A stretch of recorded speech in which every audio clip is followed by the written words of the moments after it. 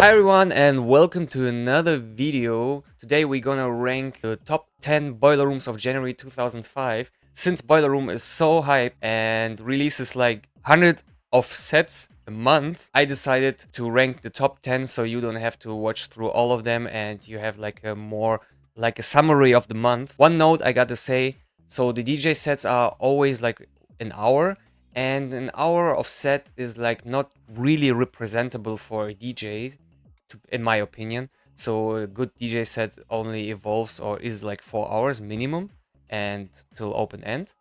That's where the real good DJs show their qualities. And the 1 hour DJ sets are pretty. It's for social media at the end of the day. But a lot of DJs in this month, I noticed, like since I started like listening to all of them, are like playing solely for social media or some TikTok stuff. So keep that in mind. Here comes the top 10 list of boiler rooms. Number 10 is alignment. So alignment set is like hard techno and was pretty fine. I'm not the biggest fan of hard techno, but compared to the other people that are played on the same production, his set was basically the least corniest and you could listen to it without like having like Rem charm. And overall, in general, the whole quality of January from Boiler Room wasn't too good, so alignment is number 10. Number 9, Sonidera MX. For me, it's pretty pretty interesting because it's not electronic music from what I understand. It's just like some Mexican Latin party where the DJ is just playing like Latin music and like sings into a microphone, which is pretty funny. It was like a bit like off standards and something new that I seen. It was a vibe, even though like the people in the video itself didn't seem like to have like the biggest party or whatever. It just, looked like a bit I don't know, awkward. But I kind of like I like Latin music, so I don't know. It was pretty fun to hear. So if you like to hear Latin music and just want to have like a chill in the summer or whatever, pretty nice. Next on the list, number 8 is Job Jobson. So Job Jobson for me is like a bit corny, but if you want to turn up and like fire up, feel the positive vibes and like go out driving, I think that's a good set for you to go. Number 7 is Sonido La Changa. So it's basically same like Sonidera MX. It's just like a guy who is like singing or like saying changa on some Latin beats. And I even think that he's not even playing, or not even mixing or DJing. He just has like a mixer in front of him, like with the CDJs. But I think he just played like a playlist that he pre-recorded or something and just like did it like volume up, volume down, and basically just like said changa. And I think like the people next to him, like two assistants, like always reached out like a phone to him to read through some comments or like maybe some notes from people from the party. I'm not pretty sure what it is. I'm pretty new to this. Maybe I have to ask some Mexican friends what it is about and what he's saying. But it was pretty funny. Definitely something odd. Yeah, you can check it out. I think like he didn't mix anything. He didn't even touch the CDJs at all. So he was just like on the mic and just like doing the masters up. Number 6 is AFRODEUTSCHE, a Ghanaian Russian German composer, and her set was pretty nice.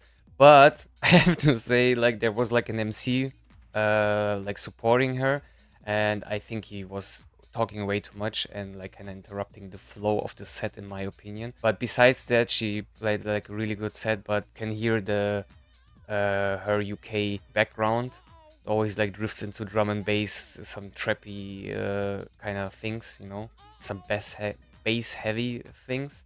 But besides that, it was a pretty good set. Number 5 is Nora. I really have to say, like she started like the set really good. I like this whole technology Daft Punk entering without any beats. It's like a really soft start, which is pretty nice, not to start like super hard. So it was pretty good, and it had like some sexy vibes, and again can hear the UK background, and it's like drifted also like sometimes into drum and bass and some bass heavy stuff.